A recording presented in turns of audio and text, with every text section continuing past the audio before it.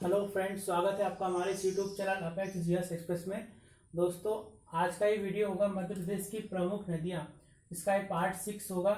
और यदि आपने मध्य प्रदेश की नदियों से संबंधित इसके प्रीवियस पार्ट नहीं देखा है तो उन्हें सबसे पहले देख लीजिए। और यदि आपको उसमें कोई साउंड इश्यू आता है तो भी आप कमेंट करके मुझे बताइए, ताकि मैं फिर से उन वीडियोज़ को बना सकूँ।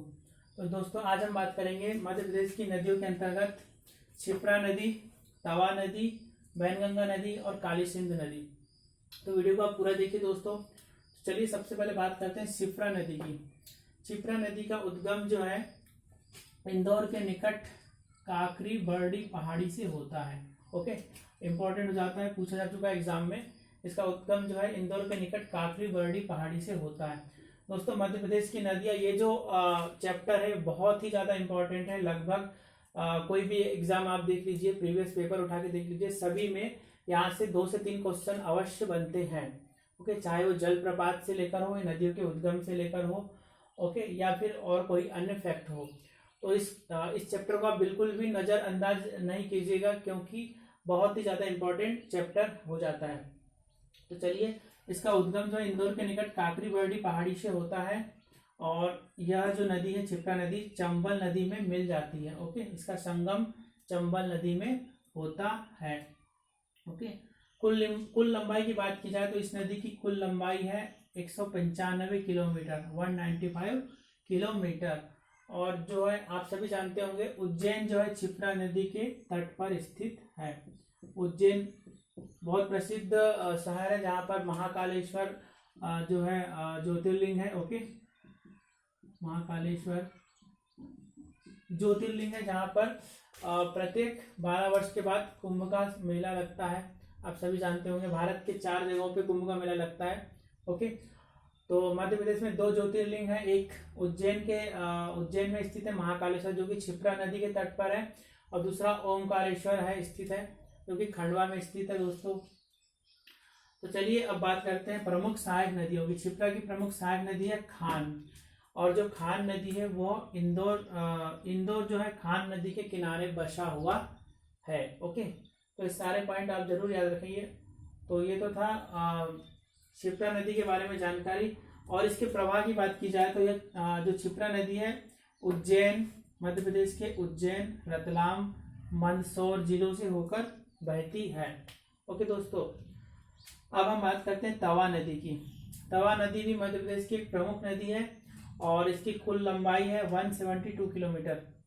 ओके दोस्तों, यहाँ पर आपके एग्जाम्स के लिए ये जो आप इसकी लंबाई है, अभी तक तो नहीं पूछा गया दोस्तों। जो छोटी नदियाँ उनकी लंबाई नहीं पूछी गई है, किंतु जो बड़ी नदियाँ जैसे नर्मदा, चंबल, सोन, ओके, इनकी लंबाई अवश्य पूछी जाती है। तो एक बार आप इसको भले ही याद न रखें तो चल सकता है, किंतु ये जो सारे फैक्ट है उद्गम संगम से पूछे जाते हैं यहाँ पर। और किस नदी के किनारे स्थित है ये भी पूछा जाता है।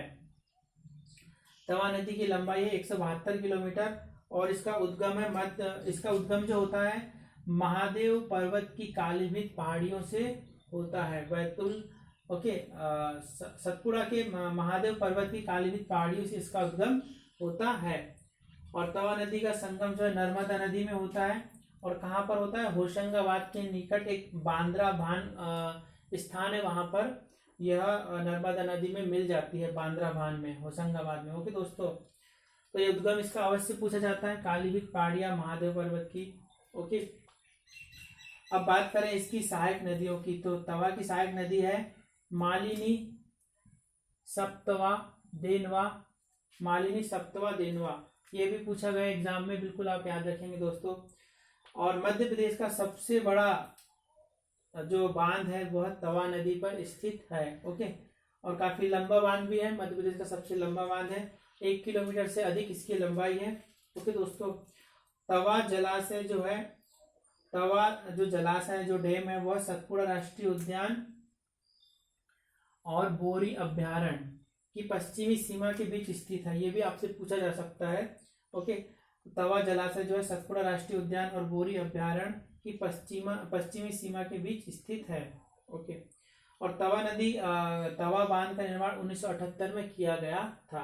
मध्य प्रदेश का सबसे बड़ा बांध है, सबसे लंबा बांध है। और तवा पुल भी मध्य प्रदेश का सबसे लंबा सड़क पुल है, ये भी आप याद रखेंगे। ओके दोस्तों, चलिए अब बात करते हैं हम अगली नदी वैनगंगा नदी। वैनगंगा नदी की कुल लंबाई जो है ये 569 किलोमीटर है और यह मध्य प्रदेश और महाराष्ट्र 2 स्टेट से होकर बहती है। ओके, अब इसके उद्गम की बात की जाए तो वैनगंगा नदी का उद्गम जो है सिवनी जिले के परसवाड़ा पठार से होता है और मुंडारा नामक स्थान पर होता है।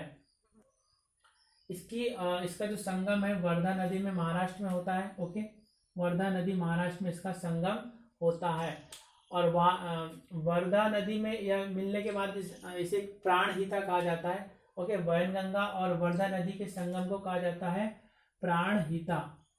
प्राणहिता के नाम से जाना जाता है। ये भी इंपॉर्टेंट पॉइंट हो जाता है दोस्तों, ये भी आप याद रखेंगे। तो ये तो थी इसकी उद्गम और संगम की बात। ओके, और यह मध्य प्रदेश के सिवनी, छिंदवाड़ा, बालाघाट जिलों से प्रवाहित होती है। ओके, इसके प्रवाह की दिशा की बात की जाए तो इसका जो प्रवाह है शुरू में प्रारंभ में उत्तर की ओर होता है, फिर पूर्व की ओर मुड़ जाती है, फिर बाद में दक्षिण की ओर ये मुड़ जाती है। तो ये सिवनी के जो छपारा है, बंडोल छपारा से होते हुए, छपारा में एक प्रमुख बांध है जो कि संजय सरोवर बांध जिसे कहा जाता है, जो कि एशिया का सबसे बड़ा मिट्टी का बांध है दोस्तों। ये भी आप याद रखेंगे, संजय सरोवर बांध एशिया का सबसे बड़ा मिट्टी बांध है। वह बांध जो है वैनगंगा नदी के जल का इस्तेमाल करके बनाया गया है।